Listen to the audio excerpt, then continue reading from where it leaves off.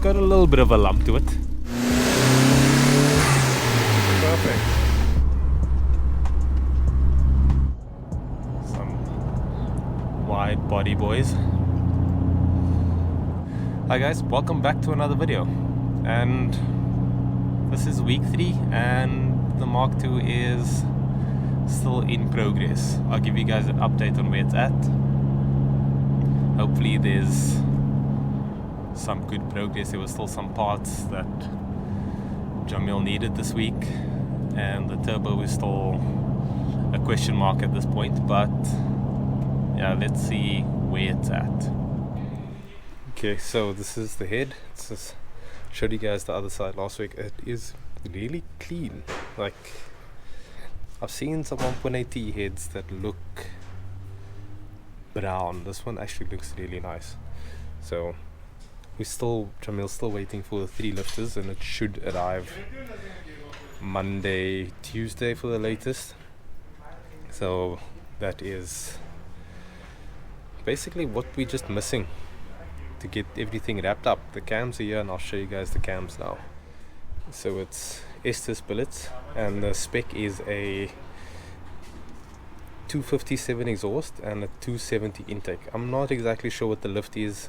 I think it's around 9.5.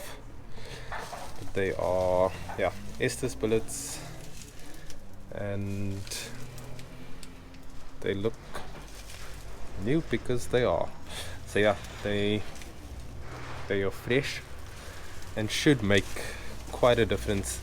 I wouldn't say that cams are necessary. Guys make really big power without cams, but because we want to keep the RPM, keep it fairly low, I just wanted to give it a little bit extra, just so that it breathes a bit better on top. Mid-range and on top is going to be a lot stronger. So, and then eventually when I get a proper turbo, it should make a massive difference.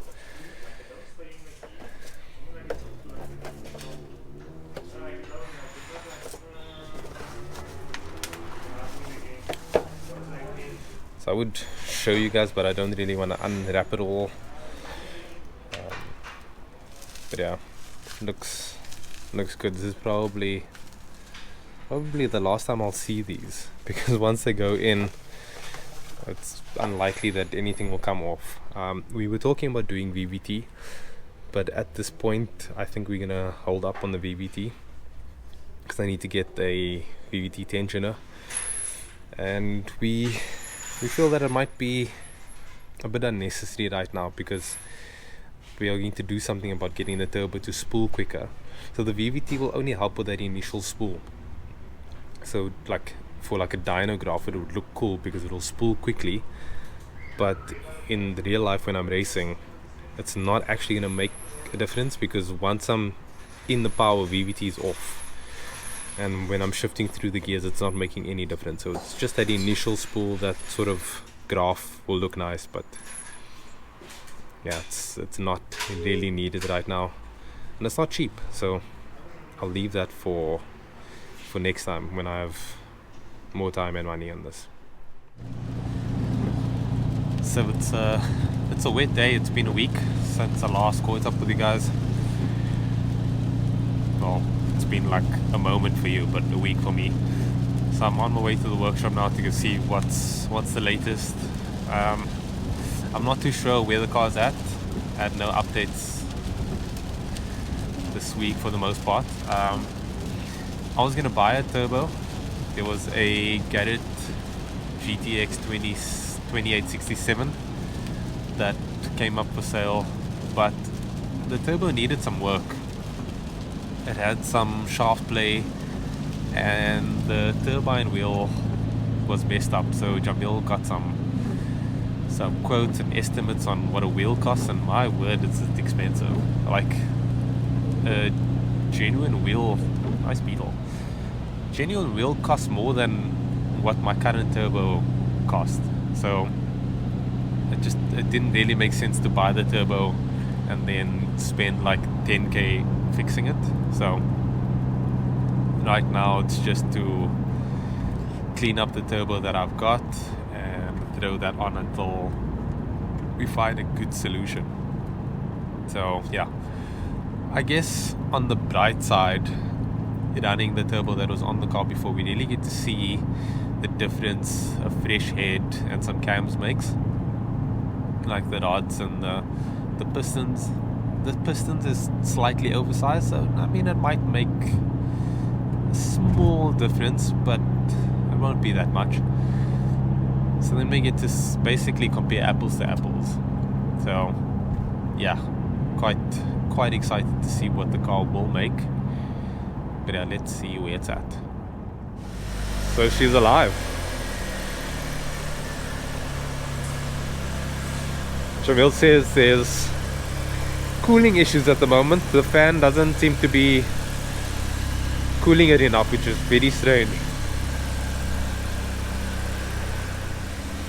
Jamil's struggling with the idling on the car. So because of the cams in there, the vacuum is now different. So if he lets off from the idle that he's at now, or like the RPM, the car will just die.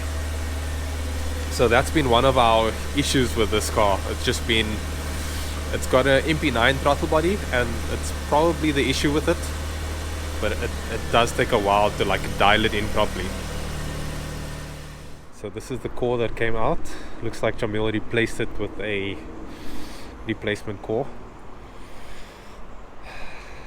So hopefully it lasts a bit longer this time, because 6 months on a core is not great at all. So Andrew came through and adjusted the idle. So he's done a lot of like ECU master tuning and things, so he knows what to do and when to do it, so got it dialed in quite quickly.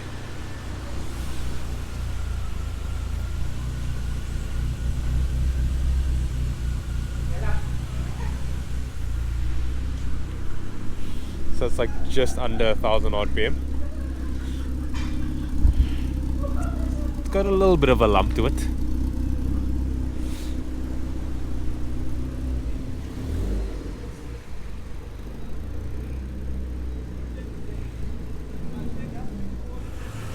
So Andrew and Jamil just going to give the car a base tune. So with all of the adjustments, the fueling needs to be adjusted to make sure that it's all 100% for my brake in. So just disconnected the N75, so there's basically just running it on gate, so not a lot of boost, just enough to get the car moving. But yeah, flip, I am pumped. The last time I had a fresh engine on the dyno, we basically just did the run-in on the dyno. This time I have to do 1,500 kilometers.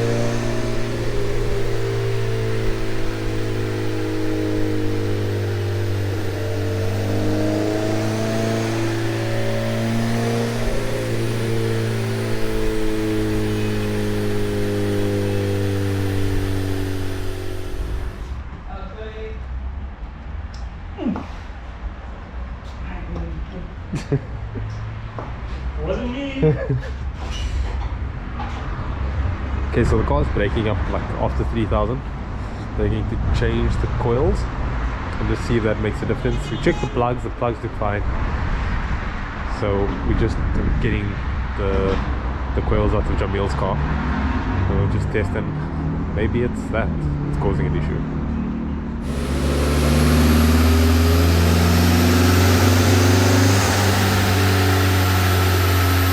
So it's still doing it.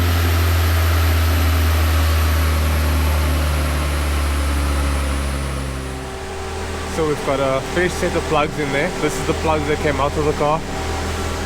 And it's not the plugs because it's still doing it. No idea what the issue is. It just breaks up like a little bit of a miss as the revs are building.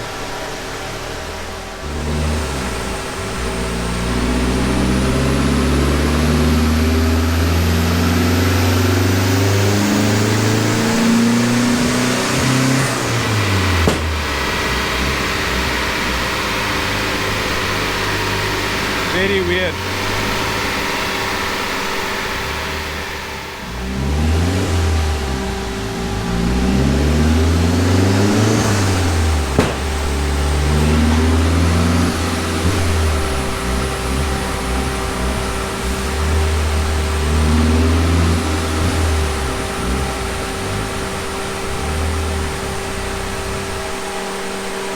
we're thinking it's the TPS at the moment that's causing that. So it was TPS issues, wasn't plugs or coils. So the guys were chasing their tails trying to figure it out, but yeah, thankfully it was something in the ECU and not something mechanical.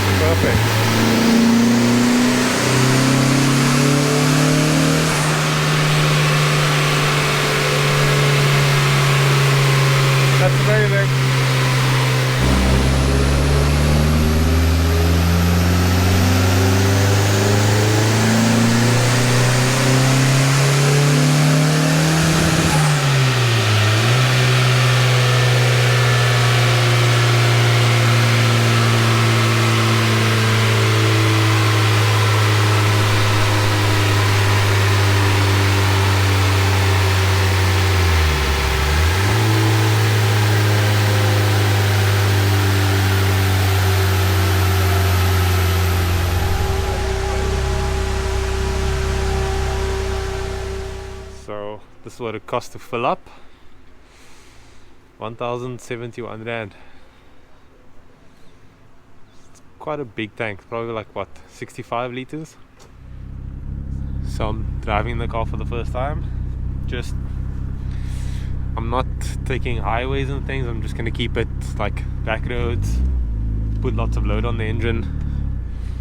It's fun driving it like this.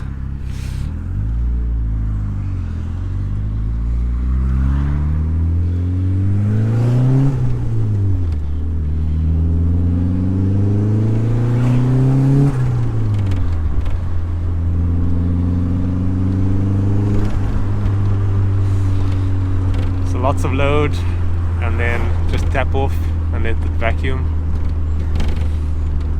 I have to do 2,000 kilometers like this. 2,000. I'm trying to do it in just over a week, which is going to be hectic. I wonder how many tanks of fuel I'm going to go through. So I'm taking the scenic route home, driving down Hout Bay, going towards Hout Bay now. Just enjoying being back in this car.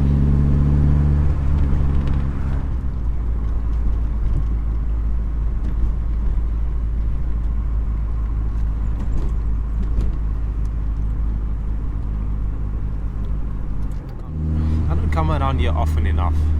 Like, it really is a great road, especially at this time. Please turn off.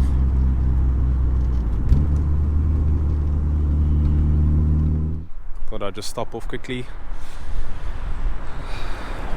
let the car cool down. So because the engine tolerances are quite high, like everything is very tight, it is getting quite hot. So it hasn't gone over half, which is great. So the Cape Town Marathon is happening today, and I'm out to put some more mileage on the car, so I'm probably going to finish my 300 kilometers soon, and then what's going on? That's just so weird. Yeah, so I'm going to take a drive out like Melkbos Way, go around Durbanville, that sort of thing. So I put quite a bit of load on it yesterday, so this morning I'm just going to drive it fairly normally and just vary the load. So I think I was a bit too hard on it yesterday, so the goal is just not to keep a constant speed and just keep modulating and varying it. and it should be good. I've just done about 110 kilometers and I'm on my way back home. I've done enough to get my 300 kilometers for the first oil change. I was not expecting to get the car this weekend. Like, Jamil was going to still go over the car to the base map in the week only, so yeah, I'm just really glad that I get to get started on this. I've got lots of mileage to go, but I won't bore you guys with all the details. Guys, thanks so much. Like and subscribe if you haven't already, and I'll catch you guys in the next one.